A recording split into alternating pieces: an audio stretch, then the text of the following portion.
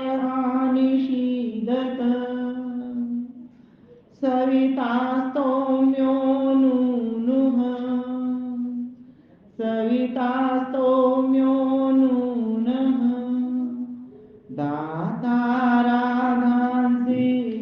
शुम्भति दाताराधांसि शुम्भति। दोबारा से ओम सखाय निषीदत सवितास्तोम्यो नूनः दाताराधांसि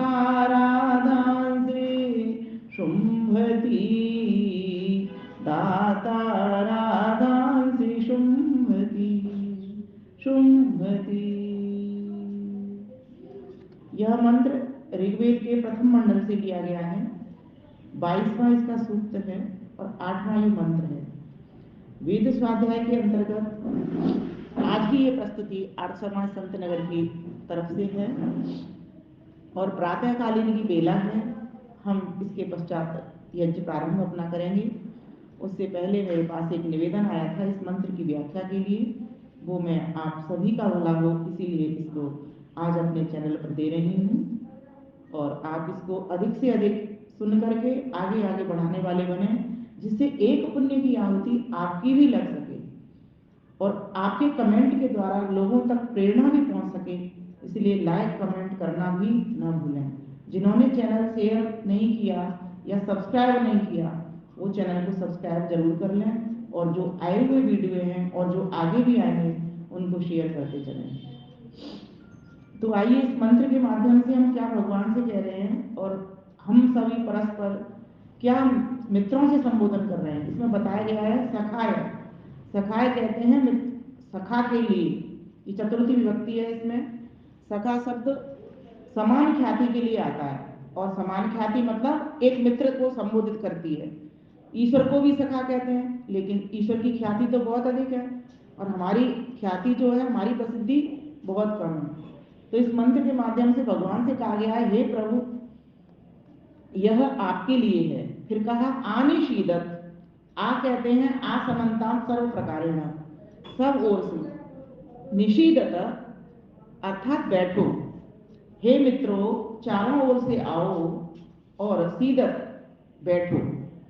अर्थात यहाँ पर क्या हमको पता चल रहा है कि स्वयं परमेश्वर ने अपनी वाणी में कहा है कि सभी लोग एक समूह में आओ और बैठो। तो जितने भी ये मंदिर देवालय बनते हैं इसी कार्य के लिए बनते हैं कि हम यहाँ मंदिरों में बैठ करके कुछ विचार विमर्श करें, कुछ अपने समाज राष्ट्र की उन्नति के लिए कुछ ऐसी योजनाएं बनाएं और साथ ही साथ ईश्वर से जोड़ते हुए ईश्वर का हम ध्यान भी सामूहिक रूप से कर सकें। क्योंकि सामूहिक रूप से करने से लोगों तक प्रेरणा पहुंचेगी कि ईश्वर के कारण ही हमारे पास सब कुछ है। इसलिए उसको ध्यान में रखना बहुत जरूरी है। कोई भी काम जब हम हाथ में लेंगे तो वो ईश्वर की सहायता से अगर हम करेंगे किसी कार्य को तो हमारी उसमें सफलता निश्चित ही होगी। तो ये मंत्र हमको बता रहा है कि मित्रों को बुलाओ, सबको मित्र बनाने का कार्य लीजिए हाथ में। सबको बुलाओ, संगठन में सभी आए और आकर के एक साथ बैठे। फिर कहा यहाँ पर सविता। सविता का अर्थ होता है, कई सारे अर्थ हैं सविता के। जैसा मंत्र होता है उसके संगति पूर्वक उसका अर्थ लगाया जाता है। तो यहाँ पर लगाया है ऐश्वर्य के प्रदाता अर्थात सकल ऐश्वर्य वाले, और उत्पत्तिकर्ता को भी सविता कहते हैं। तो उसने संसार उत्पन्न किया है और ज्ञान भी हमारे लिए उसने दिया है। तो ऐसे परमेश्वर जो सविता हैं, जो सकल जगत को प्रकाशित भी करते हैं, उत्पन्न भी करते हैं, ऐश्वर्यशाली भी हैं, स्तोम्य उसकी स्तुति करनी चाहिए। वो परमेश्वर स्तुति के योग्य हैं। तो कहा गया यहाँ संबोधन कर रहे हैं विद्वान लोग कि हे मित्रों ईश्वर की वाणी के द्वारा तुम आओ और आकर के यहाँ बैठो। बैठ करके उस सविता देव की पहले स्तुति करो। जब तक तुम बैठोगे नहीं उसकी स्तुति का अर्थ होता है उसकी गुणगान करना। जब हम किसी का गुणगान करते हैं तो जरूर कहीं ना कहीं हम उससे प्रभावित हैं, कहीं ना कहीं हम उससे प्रकाशित हैं, कहीं ना कहीं हम उससे भला चाहते हैं, भला लेते हैं। तो ऐसे परमेश्वर को आप बुलाओ। क्यों बुलाओ? तो कहा कि वो कैसा है, राधांसी, और शुंभति, दो शब्द आए हैं, अर्थात वो हमारे लिए दाता भी है, हमें दान भी देता है वो, और शुंभति शोभा भी देता है। हम तभी शोभा को प्राप्त होंगे जब परमेश्वर हमारे हर कार्य में हमारे साथ लगेगा, भाविये निकल करके आया। और उसके लिए हमें अपनी टोली में लोगों को बुलाएं, मित्र बनाएं, समाज संस्था के कामों को हम करें और लोगों को आगे बढ़ाएं, जिससे सभी का कल्याण हो सके। तो इसके लिए सबसे पहले ईश्वर की स्तुति करना आवश्यक है। तो आइए इसे थोड़ा सा काव्य के माध्यम से कह लेते हैं। हे मित्रों आओ मिल बैठो, प्रेम भाव से सदा रहो। बोलिए, हे मित्रों आओ मिल बैठो, प्रेम भाव से सदा रहो।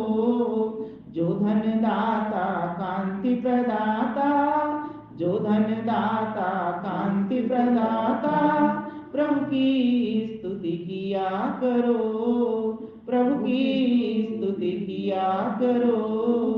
वही सकल ऐश्वर्य प्रदाता, वही सकल ऐश्वर्य प्रदाता, स्तुति योग्य पिता परमेश्वर, स्तुति योग्य पिता परमेश्वर। प्रेम भाव से करे प्रार्थना, प्रेम भाव से करे प्रार्थना, विमल वही देता है भर भर, विमल वही देता है भर भर। और इसी मंत्र को लेकर के एक मंत्र और आता है, इसमें कहा गया है जो भर भर के देता है उसी को परमेश्वर दाता बन करके देते हैं। क्योंकि जो देने वाला है उसके मन में ये भाव होता है कि मैं नहीं दे रहा, इसको तो ईश्वर दे रहा है, इसलिए वो उस आहुति को आगे बढ़ाता है। तो वहां के भी एक मंत्र आता है, यदंग दास से तुम अग्नि भद्रम करिष्यसि तवेतत् सत्यमंगिर। ईश्वर उसका ही कल्याण करते हैं, उसका ही भद्र करते हैं जो आहुति को आगे आगे बढ़ाता है। तो कहा, हे महादाता, आप हम सबके मित्र हो, महान उपकारी हो, परम प्रिय हो, अति प्रिय हो। क्योंकि अति प्रिय हम सब नहीं हो सकते, क्योंकि हम आज वर्तमान में हैं, कल कहाँ होंगे कुछ पता नहीं। लेकिन परमेश्वर पहले भी था, आज भी है और आगे भी सदा हमारे जन्म मरण का साथी भी है और हमारा अमृत का साथी भी है। जन्म मरण के चक्र में भी डालने वाला हमारे कर्मानुसार वही है, और जन्म मरण के बंधन से छुड़ाने वाला, विद्या दे करके हमको आनंद प्रदान करने वाला भी वही है। इसीलिए उस परमेश्वर की शरण को प्राप्त करके उसके उपदेश को हम जीवन में धारण करने वाले बने।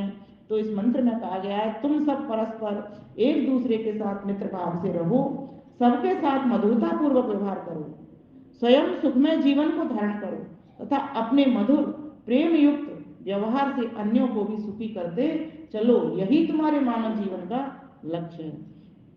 तो ये विनय बहुत सुंदर है इसकी।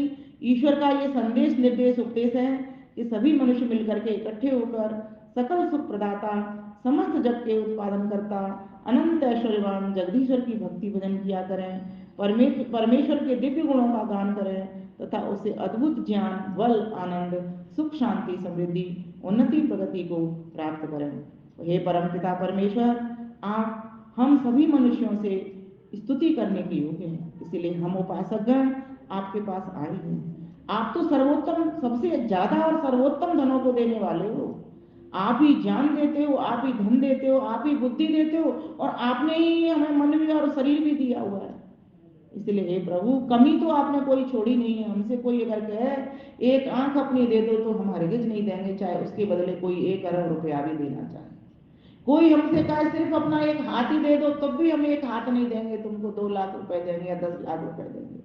कोई हमसे कोई एक अंग अपना मांगे, एक उपांग भी मांगे, कोई एक उंगली को भी मांगे, तो तुम्हें मैं 20,000 दूंगा या 2 लाख दूंगा, तब भी हम नहीं देंगे। हे प्रभु, ये बहुमूल्य शरीर, ये अनमोल शरीर आपने हमको दिया है, इसलिए हम आपसे प्रार्थना करते हैं इस अनमोल शरीर को अनमोल बना करके सार्थक कर सकें। ये शरीर हम तक ही सीमित न रह जाए, ये पशु पक्षियों की बात ही पड़ा न रह जाए जो 4 काम पशु पक्षी करते हैं। हे प्रभुदेव, आपसे प्रार्थना करते हैं, याचना करते हैं, हमारी पुकार को सुनिए। ये जो शरीर है, ये समाज, संस्था, राष्ट्र के काम आए, पूरे विश्व के काम आए, महान पुरुष जो संत महात्मा आते हैं वो अपने आप को इस समिधा बनकर के इस अग्नि में स्वाहा कर देते हैं, आहुत कर देते हैं। अपने परिवार, पंडित लेखराम हो, स्वामी श्रद्धानंद हो, स्वामी दयानंद हो, कितने भी बड़ी बड़ी लिस्ट हम देखते चले जाएं, भगवान राम और भगवान कृष्ण के तो नाम हम सभी जानते ही हैं, भगवान के रूप में उनको आराधन करते हैं। लेकिन जितने भी महान पुरुष हुए या देशभक्त हुए, वे सभी की सभी आपकी कृपा को प्राप्त करके, आपके कृपा पत्र बन करके, आपकी बात को समझ करके इस शरीर से कुछ कर पाए। ये संसार का जो धन है, ये सब माया मोह है, ममता है, ये सब यही छूटने वाली है। हे प्रभुदेव, हमें इससे विरक्ति दिलाइए, हमें अपनी ओर जोड़िए, जिससे हम अपने शरीर की परवाह न करते हुए स्वास्थ्य का ध्यान तो रखें, लेकिन अपने शरीर की इतनी अधिक परवाह न करें, इसके पीछे जो आत्मा का कल्याण है वो रुक जाए। इसलिए हे प्रभुदेव, आपसे प्रार्थना करते हैं, याचना करते हैं, हमारी पुकार को आप सुन रहे हैं, जान रहे हैं, हमारी प्रार्थना को स्वीकार भी आप कर रहे हैं, क्योंकि सच्चे मन से उठाई हुई प्रार्थना को प्रभुदेव आप अवश्य सुनते हैं। ये आपके शास्त्रों की वाणी हमको बार बार समझा रही है। इसलिए प्रभु, हम सभी का कल्याण करिए, कल्याण करिए, कल्याण करिए, सबकी प्रार्थनाओं को स्वीकार करिए, स्वीकार करिए, स्वीकार। ओम शांति शांति शांति।